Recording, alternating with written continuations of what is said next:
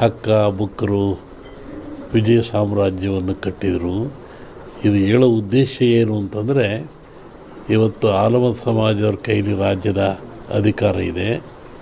ಬಿಡಿಸ್ಕೊಳ್ಳೋದು ಅಷ್ಟು ಸುಲಭ ಅಲ್ಲ.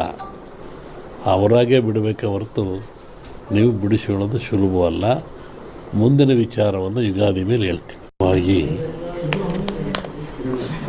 ಒಂದು ಭವಿಷ್ಯದ ಚಿಂತನೆ ಏನು ಅಂದರೆ, ನಮ್ಮಲ್ಲಿ ಎರಡು ಭಾಗ ಮಾಡ್ತಾರೆ. ಒಂದು ಸಂಕ್ರಾಂತಿಯ ಭವಿಷ್ಯ, ಇನ್ನೊಂದು ಯುಗಾದಿಯ ಭವಿಷ್ಯ. ಸಂಕ್ರಾಂತಿಯ ಭವಿಷ್ಯ ರಾಜರಿಗೆ, ಮಹಾರಾಜರುಗಳಿಗೆ, ದೊಡ್ಡ ದೊಡ್ಡ ವ್ಯಾಪಾರಸ್ಥರಿಗೆ ಮತ್ತು ಅನೇಕ ಘಟನೆಗಳು ಬರುವಂಥದ್ದು ಸಂಕ್ರಾಂತಿ ಪುರುಷನ ಮೇಲೆ ಹೇಳುವಂಥದ್ದು. ಇದು ಯುಗಾದಿ ಮೇಲೆ ಬರುವಂಥದ್ದು ಯಾವುದು ಅಂದರೆ ಚಂದ್ರಮಾನ ಯುಗಾದಿ. ಚಂದ್ರನನ್ನು ಆಧಾರವಾಗಿರಿಸಿಕೊಂಡು ಮಳೆ, ಬೆಳೆ, ನಾಡಿನ ಸುಭಿಕ್ಷತೆ, ಆಗುಹೋಗುಗಳು, ರಾಜರು, ಆಳ್ವಿಕೆಗಳು, ಅವಘಡಗಳು, ದುಃಖ ದುಮ್ಮಾನಗಳು, ಸಂತೋಷಗಳು, ಇದ್ರ ಮೇಲೆ ಹೇಳುವಂಥದ್ದು ಯುಗಾದಿಯ ಸಂವತ್ಸರ ಫಲ ಅಂತ. ಇನ್ನೂ ಒಂದು ತಿಂಗಳು ಲೇಟ್ ಇದೆ ಯುಗಾದಿ. ಅದರಿಂದ ಆ ಫಲಗಳ ಹೇಳೋದು ಸ್ವಲ್ಪ ಕಷ್ಟ. ಈಗ ನೀವು ಕೇಳುವಂಥದ್ದು ಏನು ಅಂತಂದರೆ, ಮಳೆ ಬೆಳೆಗಳು, ಆರೋಗ್ಯ ಮುಖ್ಯವಾಗಿ. ನಮ್ಮ ದೃಷ್ಟಿಯಲ್ಲಿ ಕರ್ನಾಟಕಕ್ಕೆ ಬರುವ ಸಂವತ್ಸರದಲ್ಲಿ ಯಾವುದೇ ವಿಧವಾದ ತೊಂದರೆ ತಾಪತ್ರಯಗಳಿಲ್ಲ. ಮಳೆ ಬೆಳೆಗಳು ಚೆನ್ನಾಗಿ ನಡೀತವೆ, ಸುಭಿಕ್ಷತೆ ಇರ್ತದೆ ಮತ್ತು ನಾಡಿನಲ್ಲಿ ಯಾವುದೇ ಕೊರತೆ ಕಾಣ್ತಾ ಇಲ್ಲ.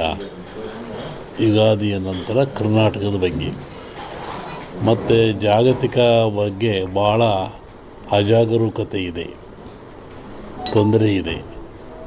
ಹೋದ ವರ್ಷಕ್ಕಿಂತಲೂ ಹೆಚ್ಚಿನ ಭೀಕರತೆ ಕಾಡುವ ಲಕ್ಷಣ ಇದೆ. ಅದನ್ನು ಯುಗಾದಿ ನಂತರ ಹೇಳ್ತೀನಿ. ಇತ್ತೀಚಿನ ದಿನಗಳಲ್ಲಿ ಎಲ್ಲರೂ ನೋಡಿದಂಗೆ ಭೂಕಂಪಗಳು ಹೆಚ್ಚಾಗ್ತಾ ಇದ್ದಾವೆ. ಇದನ್ನು ಒದರಿಸುವೇ ಹೇಳಿದ್ವಿ ನಾವು. ಇದನ್ನು ಭೂಕಂಪಗಳು, ಭೂಮಿ ಅಗಲತಕ್ಕಂಥದ್ದು, ಜನರಿಗೆ ಸಾವು ನೋವು ಆಗ್ತಕ್ಕಂಥದ್ದು, ಕಟ್ಟಡಗಳು ಬೀಳ್ತಕ್ಕಂಥದ್ದು, ಇದು ಮುಂದುವರಿದ ಜೊತೆಗೆ ಭೂ ಸುನಾಮಿ, ಜಲ ಸುನಾಮಿ, ಬಾಹ್ಯ ಸುನಾಮಿ ಅಂತ. ಇಲ್ಲಿವರೆಗೂ ಬರೀ ಜಲ ಸುನಾಮಿ ಆಗ್ತಾಯಿತ್ತು. ಸಮುದ್ರದಲ್ಲಿ, ಸಾಗರದಲ್ಲಿ ಸುನಾಮಿ ಬಂದು ತೊಂದರೆ ಆಗ್ತಾಯಿತ್ತು. ಈ ಸತಿ ಭೂ ಸುನಾಮಿನೂ ಇದೆ. ಭೂಮಿ ಒಳಗೆ ಸುನಾಮಿಯಾಗಿ ಕಂದಗಾಗ್ಲಕ್ಷದ್ದು. ಜಲ ಸುನಾಮಿನೂ ಹೆಚ್ಚಿದೆ. ಬಾಹ್ಯ ಸುನಾಮಿ ಅಂತ ಬಾಹ್ಯಾಕಾಶದಲ್ಲೂ ಆ ತೊಂದರೆ ಆಗ್ತಕ್ಕಂಥ ಲಕ್ಷಣ ಇದೆ. ಅದನ್ನು ಯುಗಾದಿ ನಂತರ ಹೇಳ್ತೀನಿ. ನೀವು ಭಾಳ ಅಪೇಕ್ಷೆ ಪಡುವಂಥದ್ದು ರಾಜಕೀಯ. ಏನಾಗುತ್ತೆ, ಏನಾಗ್ತಾರೆ, ಎಂತ ಆಗ್ತಾರೆ ಅಂತ ಒಂದು ಸಾಂಪ್ರದಾಯಿಕವಾದ ಮಾತು. ಎಲ್ಲ ಧರ್ಮಗಳು ಇದ್ದಾವೆ, ಎಲ್ಲ ಸಮಾಜಗಳು ಇದ್ದಾವೆ, ಎಲ್ಲ ವರ್ಗದವರು, ದೈವದವರು ಈ ಭೂಮಿಯಲ್ಲಿ ವಾಸ ಮಾಡ್ತಾ ಇದ್ದಾರೆ. ಒಂದು ಸಮಾಜ ಪ್ರಾಚೀನ ಕಾಲದಿಂದಲೂ ಸಹಿತ ಹಾಲುಮತ ಸಮಾಜ ಅಂತ ಕರೀತಾರೆ. ಹಾಲುಮತ ಸಮಾಜ ಅಂದರೆ ಅವರು ಅಡವಿಯಲ್ಲಿದ್ದು ಕುರಿಗಳನ್ನು ಸಾಕಿಕೊಂಡು, ಕುರಿಯ ಇಕ್ಕೆಯಲ್ಲಿ ಲಿಂಗವನ್ನು ಕಂಡು ದೈವಾರಾಧನೆ ಮಾಡಿಕೊಂಡು ಬಂದಂಥ ಒಂದು ಸಮಾಜ. ಪ್ರಕೃತಿಯ ಮೇಲೆ, ಗಾಳಿಯ ಮೇಲೆ, ಭೂಮಿಯ ಮೇಲೆ ಅವರು ಅಡವಿಯಲ್ಲಿದ್ದ ಕಂಡದ್ದು, ತಿಳಿದದ್ದು, ನೋಡಿದ್ದು, ಅನುಭವಿಸಿದ್ದನ್ನು ಬಂತು. ಕನಕಾದಿಗಳು ಬಂದು, ವಿಷ ಬಂತು, ಎಲ್ಲವರು ಹಂಚ್ಕೊಂಡ್ರು. ವಿಷವನ್ನು ಯಾರು ಹಂಚ್ಕೊಳ್ಳಿಲ್ಲ. ಆವಾಗ ಪರಮಾತ್ಮ ಕೊಡ್ದ. ಆವಾಗ ಅವನಿಗೆ ಯೋಚನೆ ಆಯಿತು, ಸಕಲ ಸಂಪತ್ತೆಲ್ಲ ಕೊಟ್ಟುಬಿಟ್ಟೆ ನಾನು, ಸಮುದ್ರದಲ್ಲಿ ವಿಷವೂ ಬಂದುಬಿಡ್ತು, ಇದನ್ನು ನಾನು ಕೊಡದೆ, ಇದರಿಂದ ಪಾರಾಗೋದು ಹೇಗೆ? ಬಹುಶಃ ಈ ವಿಷ ಈ ಜನರ ಮೇಲೆ ಹೋದರೆ ಏನಾಗ್ತಿತ್ತು, ಕಾರ್ಕೋಟ ವಿಷ. ಅದಕ್ಕೆ ಯೋಚನೆ ಮಾಡಿ ಈ ಧನ್ವಂತರಿಯನ್ನು ಕೊಟ್ಟ. ಈ ಧನ್ವಂತರಿ ಎಲ್ಲಿಂದ ಬಂತು ಅಂದರೆ ಸಮುದ್ರದಿಂದ, ನೀರಿನಿಂದ, ಸಾಗರದಿಂದ ಬಂತು. ಇದು ಆ ಒಂದು ದೇವತೆಯ ರೂಪದಲ್ಲಿ ಬಂತು. ನಮ್ಮಲ್ಲಿ ಕೇಳಲಿಕ್ಕೆ ಹುರುಳಿ, ಕಾಮತ್ತು ಎಲ್ಲ ಬಂದಿದ್ದರು ಈ ವಿಚಾರವಾಗಿ. ಕೆಲವು ಸೂಚನೆಗಳನ್ನು ಹೇಳಿದ್ವಿ ನಾವು. ನೀವು ಯಾಗ ಮಾಡುವಂಥ ಜಾಗದಲ್ಲಿ ವೃಕ್ಷ ಇರಬೇಕು, ಅಲ್ಲಿ ಒಂದು ಹುತ್ತ ಇರಬೇಕು, ಅಲ್ಲಿ ಒಂದು ಎಕ್ಕದ ಗಿಡ ಇರಬೇಕು, ಮತ್ತು ಸಮುದ್ರ ಪೂಜೆಯನ್ನು ಮಾಡಬೇಕು.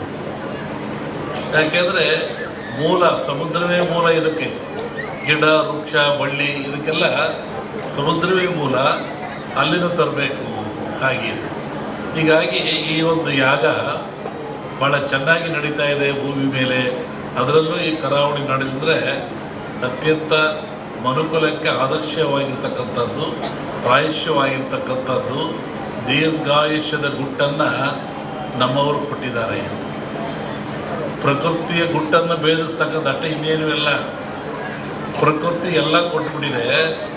ಅದರ ಗುಟ್ಟನ್ನು ಭೇದಿಸಿ ಮನುಷ್ಯ ಉಪಯೋಗ ಪಡಿತಕ್ಕಂಥದ್ದು, ಆರೋಗ್ಯವಂತನಾಗ್ತಕ್ಕಂಥದ್ದು. ಹೋಮಗಳಂದರೆ ಏನು? ಹೋಮವನ್ನು ಯಾತಕ್ಕೋಸ್ಕರ ಮಾಡ್ತಾರೆ? ಅದರ ಉದ್ದೇಶ ಏನು? ಒಂದು ಕಲ್ಪನೆ ಆಧ್ಯಾತ್ಮಿಕ ಚಿಂತನೆ, ಮತ್ತೊಂದು ಕಲ್ಪನೆ ವೈಜ್ಞಾನಿಕವಾಗಿ ಚಿಂತನೆ. ನಾವು ಏನೇ ಮಾಡಿದರೂ, ಯಾವ ಕೆಲಸ ಮಾಡಿದ್ರು, ಯಾವ ಧರ್ಮ ಸಹಿತ ಅದು ವಿಜ್ಞಾನಕ್ಕೆ ಒಳಪಡಬೇಕು. ವಿಜ್ಞಾನಕ್ಕೆ ಒಳಪಡದೆ ಹೋದರೆ ಧರ್ಮ ಆಗಲ್ಲ, ಸತ್ಯ ಆಗಲ್ಲ, ನಂಬಿಕೆ ಆಗಲ್ಲ, ಅಜ್ಞಾನದ ಪರಮಾವಧಿ ಆಗ್ತದೆ. ಅದು ಹೋಮದಲ್ಲಿ ಏನಿರ್ತದೆ? ವನಸ್ಪತಿಗಳನ್ನು ಹಾಕ್ತಾರೆ, ಆಜ್ಯವನ್ನು ಹಾಕ್ತಾರೆ, ಅಗ್ನಿಯನ್ನು ಕೊಡ್ತಾರೆ. ಈ ಗಿಡಮೂಲಿಕೆಗಳು ಅಂತ ಹೇಳಿದ್ರು ನಾನು. ಈ ವನಸ್ಪತಿಗಳಿಂದ ಅಗ್ನಿಗೆ ಹಾಕಿ ಹೋಮ ಆಜ್ಯ ಸುರಿಯೋದ್ರಿಂದ ನಮ್ಮ ನಂಬಿಕೆ ಅಗ್ನಿ ದೇವತೆಗಳ ಮುಖ, ಅಲ್ಲಿ ಔಷಭಾಗ್ಯವನ್ನು ಕೊಡೋದ್ರಿಂದ ದೇವತೆಗಳಿಗೆ ತಲುಪ್ತದೆ. ಆವಾಗ ನಾಡು ಸಮೃದ್ಧಿಯಾಗಿರ್ತದೆ, ರೋಗ ರುಜಿನ ದೂರವಾಗ್ತದೆ. ಒಂದಾದರೆ ಅಗ್ನಿಯನ್ನು ಆರಾಧನೆ ಮಾಡಿದವರು ಯಾರು? ಇದು ಒಂದು ಪ್ರಶ್ನೆ. ಅಗ್ನಿಹೋತ್ರಿಗಳು ಅಂತಿದ್ದಾರೆ, ಅವರು ನಿತ್ಯವೂ ಅಗ್ನಿ ಆರಾಧನೆ ಮಾಡಿ ಪೂಜೆಗಳನ್ನು ಮಾಡ್ತಾರೆ. ಅದು ಒಗ್ಗದ ಭಾಗದಲ್ಲಿರಲಿ. ಜಗತ್ತಿನ ಯಾವ ಸಮಾಜ ಇರಲಿ, ಯಾವ ಜನ ಇರಲಿ, ಯಾವ ಕುಲ ಇರಲಿ, ಯಾವ ಪಂಥ ಇರಲಿ, ಅಗ್ನಿಯನ್ನು ಆರಾಧನೆ ಮಾಡದಿರೋರು ಯಾರು? ದೀಪ ಹಚ್ತೀರ ನೀವು ಮನೇಲಿ, ಅದೇನು? ಅಗ್ನಿ. ಅಡುಗೆ ಮಾಡ್ತೀರ ನೀವು ಮನೇಲಿ, ಸ್ಟವ್ವ ಬೆಂಕಿಯೋ ಹಚ್ತೀರ ನೀವು, ಅದೇನು? ಅಗ್ನಿ.